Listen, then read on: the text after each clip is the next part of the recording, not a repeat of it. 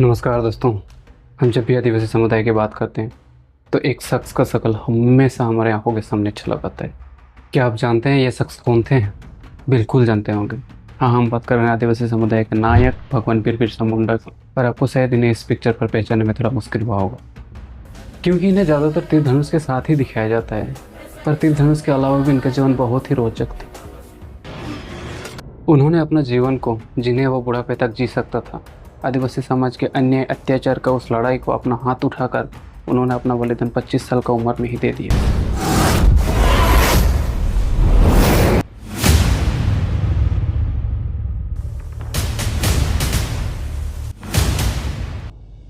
दोस्तों, आदिवासी समुदाय जब भी बिरसा मुंडा का नाम लेते हैं तो उन्हें बस एक ऐतिहासिक व्यक्ति या वीर की तरह नहीं बल्कि भगवान के रूप में याद करते हैं।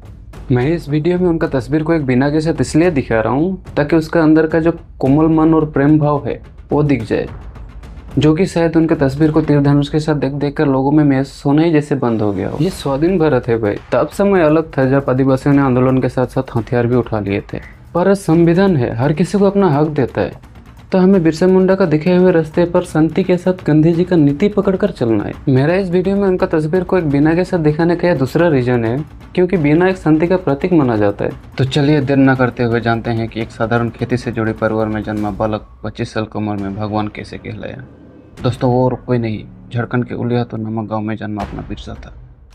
दोस्तों, भगवान बिरसा मुंडा का जन्म 15 नवंबर 1875 को उलियातू गाँव के एक मुंडा परिवार में हुआ। झारखंड तो अब है, उस समय झारखंड जैसे कोई राज्य नहीं था, वो बिहार का ही हिस्सा था। पर 15 नवंबर 2000 में भगवान बिरसा मुंडा का जन्मदिन को ही झारखंड एक राज्य बना। बचपन से ही बिरसा में कुछ अलग था। वे प्रकृति से जुड़े थे और बड़े ध्यान से लोगों की बातें सुनते थे। उन्होंने अपनी प्रारंभिक शिक्षा सेलगा विलेज स्कूल से शुरू की, टीचर जयपाल नाग के नेतृत्व में। बाद में उन्होंने जर्मन मिशन स्कूल ज्वाइन किया, पर स्कूल में जाने के लिए उनको क्रिश्चियन धर्म अपनाना पड़ा क्योंकि उस समय मिशनरी स्कूल में पढ़ने के लिए जरूरी था। इस दौरान उनका नाम बिरसा डेविड रखा गया, लेकिन बाद में उन्होंने अपना असली नाम और पहचान को वापस ले लिया। 1886 से 1890 के बीच बिरसा ने चाईबासा के एक जर्मन मिशन स्कूल में पढ़ाई किया। यहाँ उनका संपर्क क्रिश्चियन मिशनरीज और ब्रिटिश एजुकेशन सिस्टम से हुआ। उन्होंने देखा कि कैसे ब्रिटिश और जमींदार आदिवासियों का जमीन छीन रहे हैं, लोग बेघर और निराश हो रहे हैं। तो बिरसा ने एक बात पर ज्यादा जोर दिया, अबुआ दिसुम अबुआ राज, यानी कि हमारा देश हमारा राज। इसी नारे के साथ लोग जुड़े, उनका इंस्ट्रक्शंस को फॉलो करने लगे। लोग उनका बातों को भगवान का आदेश समझकर आगे बढ़ने लगे और इस तरह लोगों ने एक नया धर्म को जन्म दिया, बिरसाई धर्म। साथियों, यहाँ पर गौर करना कि बिरसा ने एक नई धार्मिक पहचान दी जिसका नाम रखा गया बिरसाई धर्म। इस धर्म में प्रकृति और सच्चाई की पूजा होती थी। आगे चलकर 1895 में ब्रिटिश के खिलाफ बिरसा ने उलगुलान यानी कि महाविरोध की शुरुआत की, जमीन और स्वाभिमान के लिए। दोस्तों, ये विरोध एक आम आदमी सोच भी नहीं सकता था।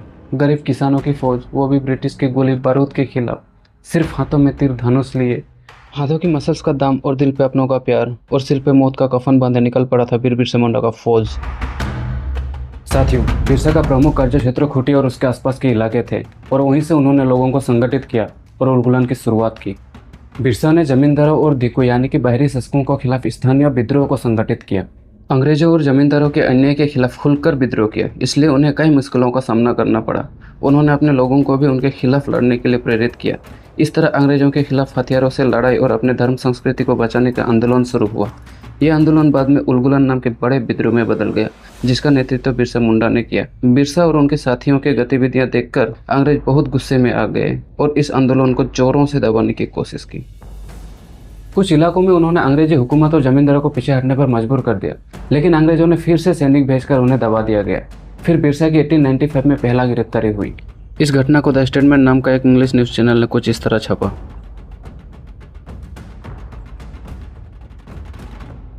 2 साल जेल में रहने के बाद 1897 में रिहा होने पर उन्होंने आंदोलन को और तीव्र कर दिया। उन्होंने लोगों को संगठित कर धर्म, जमीन और आत्मसम्मान की रक्षा के लिए युद्ध छेड़ा। इस दौरान विद्रोह और बड़ा हुआ, लेकिन अंग्रेजों ने 1899 से 1900 तक बहुत क्रूरता से इसे दबाया। आप शायद डोंगोर गुरु के बारे में सुने होंगे, जिसे माउंट ऑफ डेथ भी कहा गया है। ये बिरसा मुंडा का विद्रोह का सबसे बड़ा और निर्णायक संघर्ष था। हजारों मुंडा आदिवासी बिरसा के नेतृत्व में यहाँ एकत्रित हुए थे।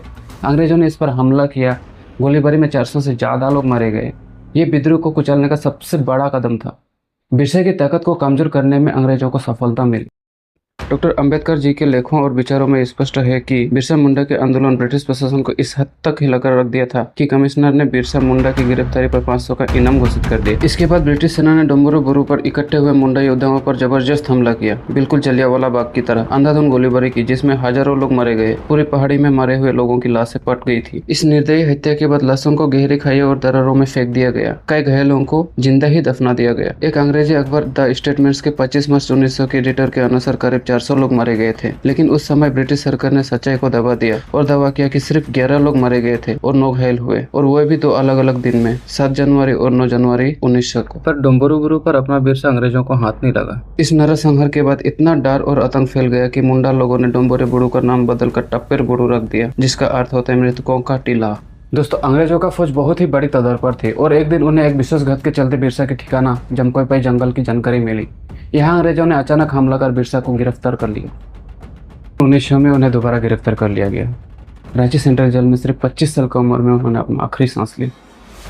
अब सोच के देखो कैसे इंसान था जो गया तो था जेल, पर जेल से खबर आता है उसकी मौत की, जहाँ पे शायद धोखे से उनका जान लिया गया। पर जिस जेल में उनका मौत हुआ उसी जेल को उनका नाम से ही नामकरण किया गया।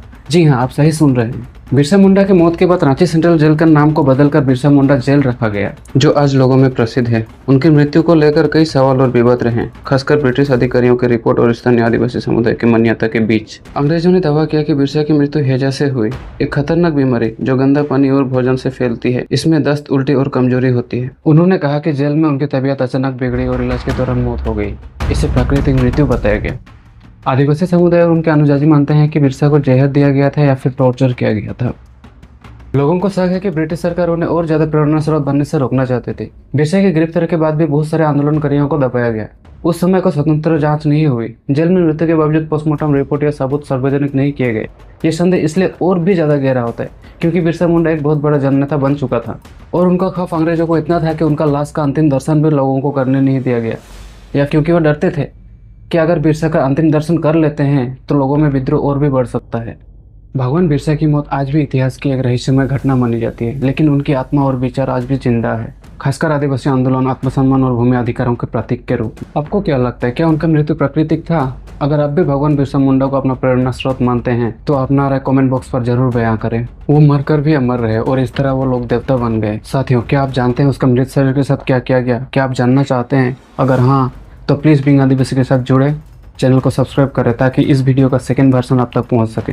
तो आज के लिए चलता हूं, मिलते हैं बहुत ही जल्द अगली वीडियो के साथ। जय बिरसा, जय जोहार।